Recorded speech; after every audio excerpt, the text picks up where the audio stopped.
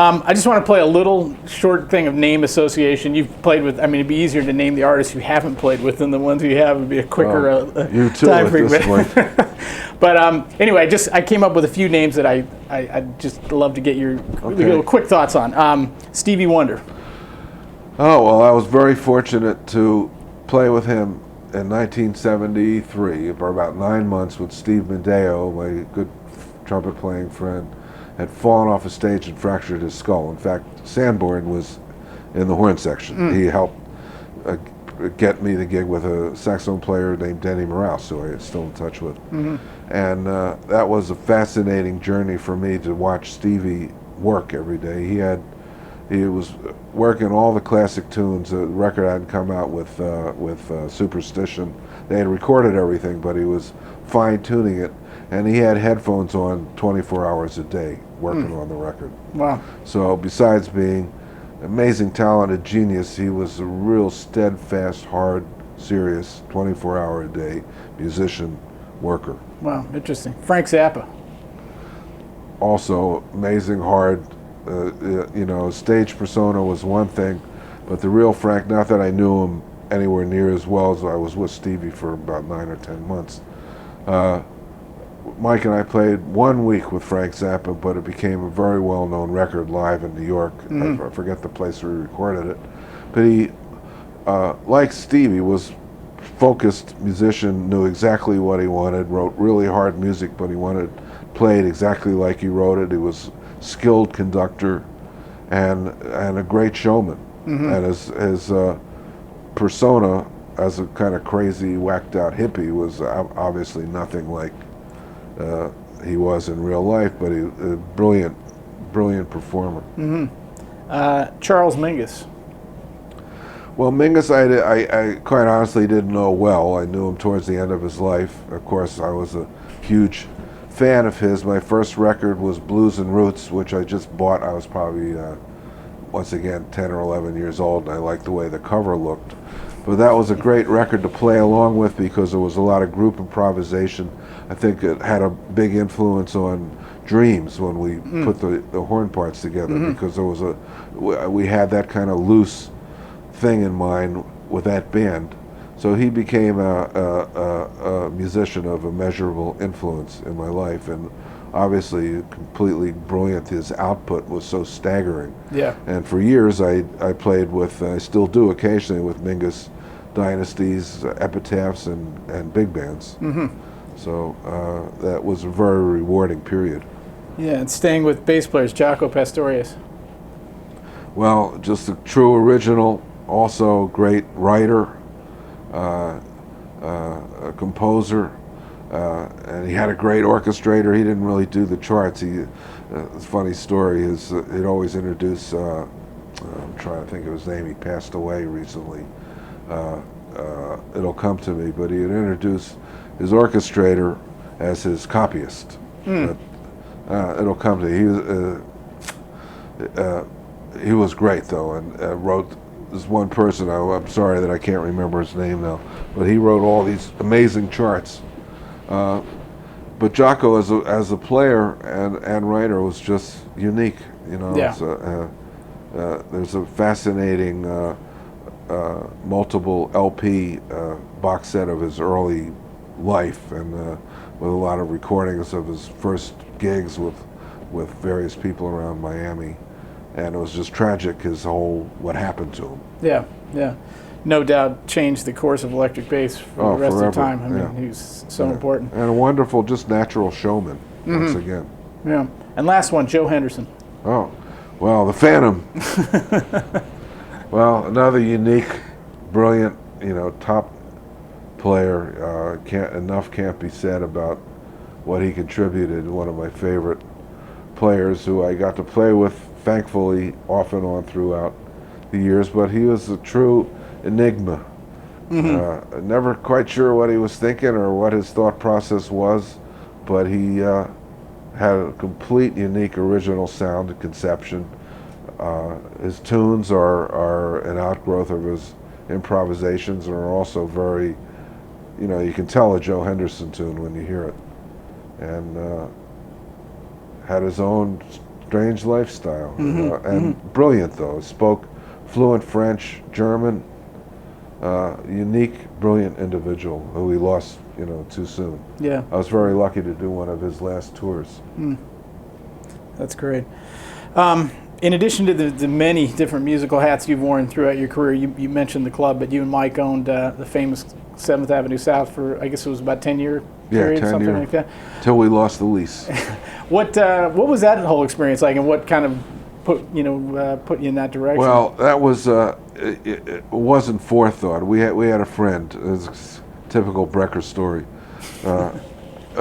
We liked a club called Boomers to hang out in. There was a club on Bleecker Street, and the manager / owner was a guy named Bob Cooper, real warm guy. I still see him around in the village occasionally. And we played there quite a bit with Hal Galper, and we'd go there. He'd always let us come in, hang out, and Freddie Hubbard played. It was a great little hangout club, which closed. And so the jazz community was very sad at that passing of Boomers. Several months later, I guess Cooper called Mike and had found another space to reopen a club, but he needed a modest loan. Which Mike agreed to. Then Mike called me and told me the situation, and I think it was just a couple $1,000 to get the thing going. And he had a couple other people in mind to help back him. A lady named Kate Greenfield, who was a school teacher who had no experience in music or club, but she thought it might be a good investment. I think there was one other silent guy in the background. Anyway, the space looked nice, 2 floors, so we managed to get it going with a relatively modest investment. Unfortunately, though, when it came to the liquor license, Coop had too many outstanding parking tickets that he hadn't paid. So they wouldn't let him sign on to the liquor license, and he kind of got miffed that he couldn't really be the owner of the club. So he split in a huff. So here we are, me, Kate, and Mike, no experience in club owning, but it was a beautiful space, and she was a really hard worker, so we decided, let's try and do this. We went in this far and try to, by hook or crook, keep this place open, which we did for 10 years. She worked there 12 hours a day, and it ended up being really an amazing hangout with a lot of great music.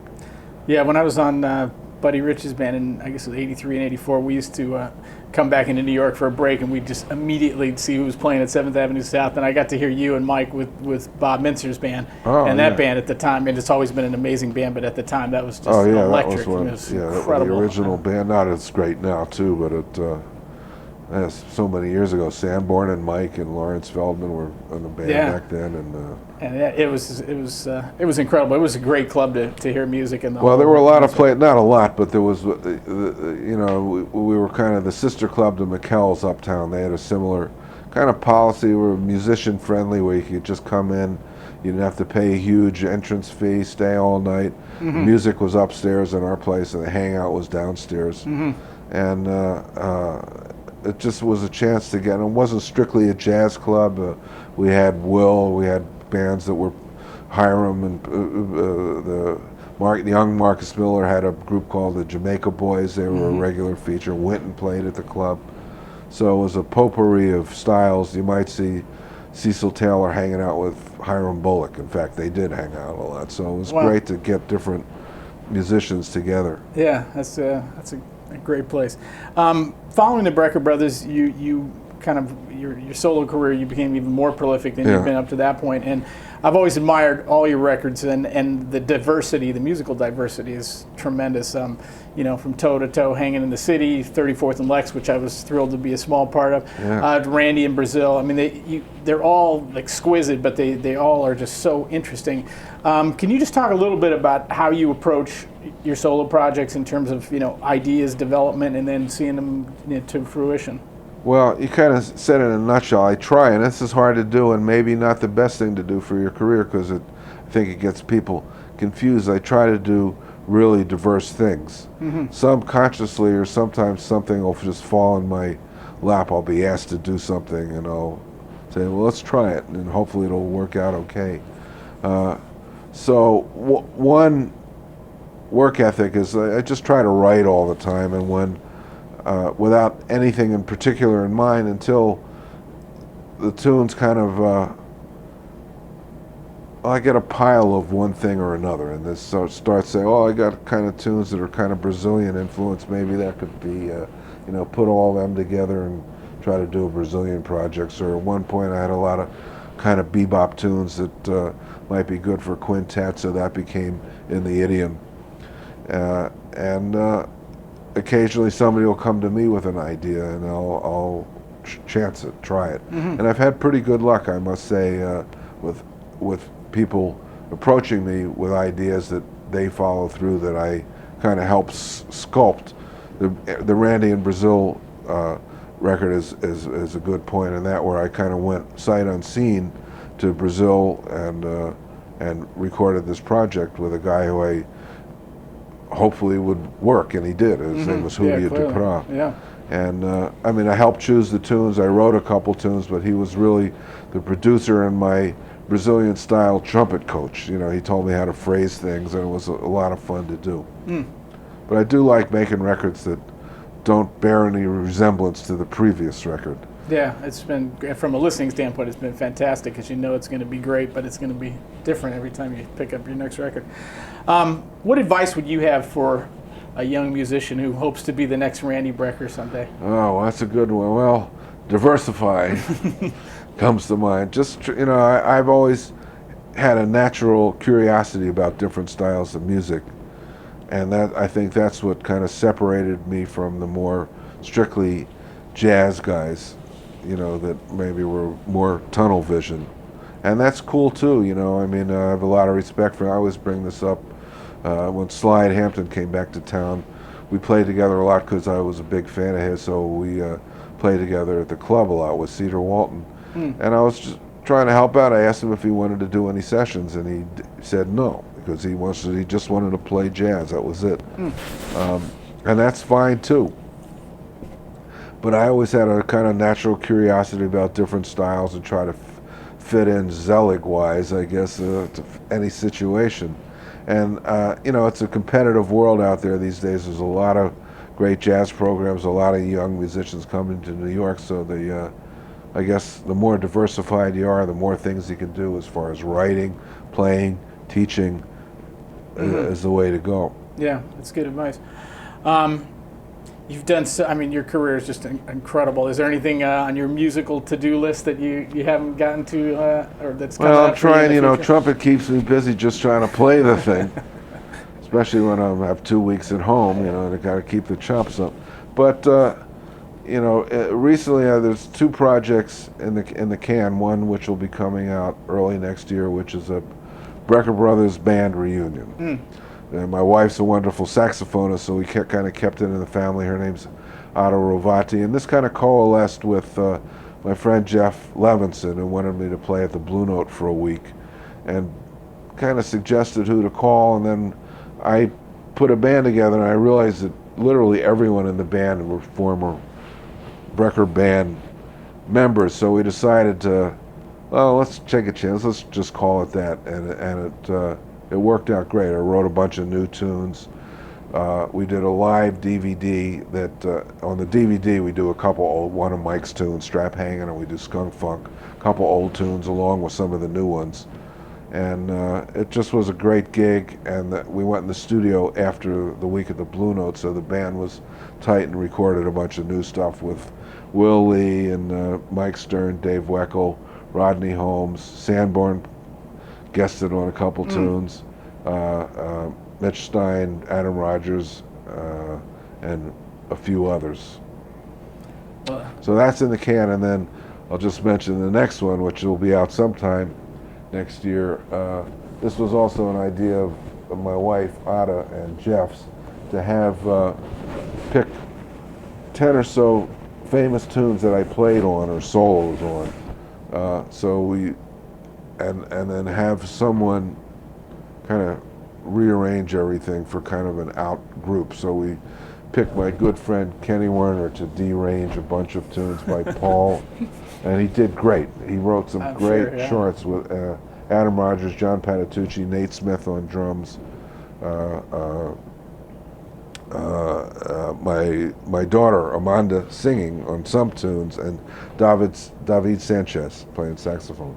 So we played a week of the Blue Note, and I haven't heard it since we did it, but I think we got some really good stuff on there, and that's totally unlike anything I've ever done. So that sounds very cool. Well, we'll all look forward to hearing those. But Randy, I can't thank you enough for your time today. I can't, especially for all of us, the inspiration that you've given us over the years. Well, thank you. Likewise. Well, you're very kind to say that. But anyway, keep track of Randy at randybrecker.com. You can see your schedule and when your releases are coming out, but make sure to pay a visit and try to catch Randy whenever you can live. But once again, thanks so much, Randy, and we will see you next time on Bone2Pick.